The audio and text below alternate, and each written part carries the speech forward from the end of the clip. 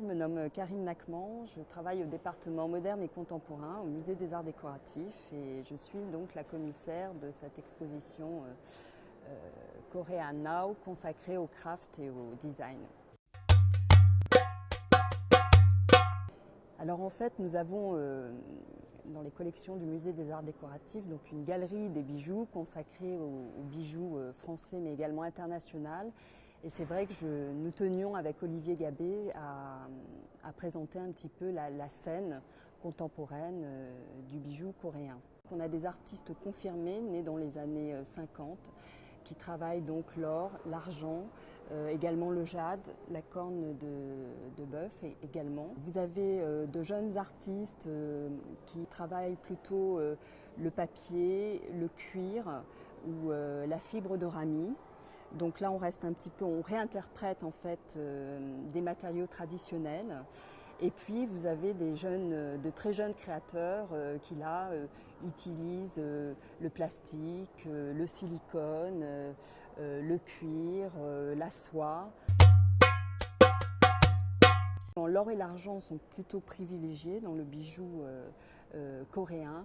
Les pierres précieuses, pas tellement. Parmi les 23 artistes que j'expose, seulement une artiste travaille des pierres fines. On a une citrine et une améthyste qui composent des broches.